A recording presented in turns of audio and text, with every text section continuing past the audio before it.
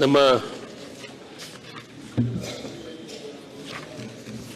ಮಾನ್ಯ ಅಧ್ಯಕ್ಷರೇ, 17ನೇ ಪ್ರಕರಣ ತಿದ್ದುಪಡಿಯ ಮೂಲ ಅಧಿನಿಯಮ 17ನೇ ಪ್ರಕರಣದಲ್ಲಿ 6ನೇ ಉಪಪ್ರಕರಣದ ಬದಲಾಗಿ ಈ ಮುಂದಿನ ಒಂದು ಪ್ರತಿತಕ್ಕದ್ದು ಅಂದರೆ 6ನೇ ಒಂದು ಸರ್ಕಾರ ಮತ್ತು ಸ್ಥಳೀಯ ಪ್ರಾಧಿಕಾರಗಳಲ್ಲಿ ಅನುಮತಿ ಮತ್ತು ಮಂಜೂರಾತಿಯೊಂದಿಗೆ ಕಾರ್ಯನಿರ್ವಹಿಸುತ್ತಿರುವ ವಾಣಿಜ್ಯ ಮತ್ತು ಕೈಗಾರಿಕೆ ಟ್ರಸ್ಟ್ಗಳು, ಸಮಾಲೋಚನೆಗಳು, ಕೇಂದ್ರ ಆಸ್ಪತ್ರೆಗಳು, ಪ್ರಯೋಗಾಲಯಗಳಲ್ಲಿ, ಮನರಂಜನೆ ಕೇಂದ್ರಗಳು ಮತ್ತು ಹೋಟೆಲ್ಗಳಲ್ಲಿ ನಾಮಫಲಕವನ್ನು ಕನ್ನಡದೊಳಗ ಮೊದಲು 50-50 ಅಂದರೆ ಅರ್ಧ ಭಾಗ ಕನ್ನಡದಲ್ಲಿ ಬರೀಬೇಕು, ಅರ್ಧ ಭಾಗ ಬೇರೆ ಭಾಷೆಯಲ್ಲಿ ಬರೀಬೇಕು ಅಂತ ಆಗಿತ್ತು.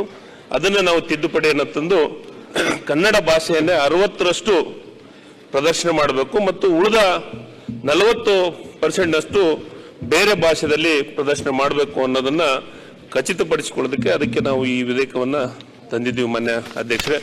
ಅದರ ಜೊತೆಗೆ ಇನ್ನೂ ಒಂದು ತಿದ್ದುಪಡಿ ಏನಂದ್ರೆ, ಹಿಂದಿನ ಅಧಿನಿಯಮದಲ್ಲಿ ಜಾರಿ ಪ್ರಾಧಿಕಾರ ರಾಜ್ಯ ಮಟ್ಟದ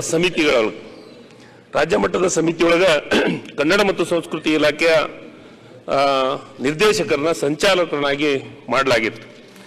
ಅವರಿಗೆ ಇಲಾಖೆ ಕಾರ್ಯಭಾರ ಒತ್ತಡ ಅಧಿಕ ಆಗಿರೋದ್ರಿಂದ ಅವ್ರನ್ನ ಸದಸ್ಯರನ್ನಾಗಿ ಮಾಡಿ ಅವರ ಜಾಗದಲ್ಲಿ ಕನ್ನಡ ಅಭಿವೃದ್ಧಿ ಪ್ರಾಧಿಕಾರದ ಕಾರ್ಯದರ್ಶಿಗಳನ್ನ ಸಂಚಾಲಕನಾಗಿ ಮಾಡಲು ಇವೆರಡು ತಿದ್ದುಪಡಿಯನ್ನ ತಂದಿದ್ದೀವಿ ಮಾನ್ಯ ಅಧ್ಯಕ್ಷರು. ಅದಕ್ಕೆ ತಾವು ಅದನ್ನ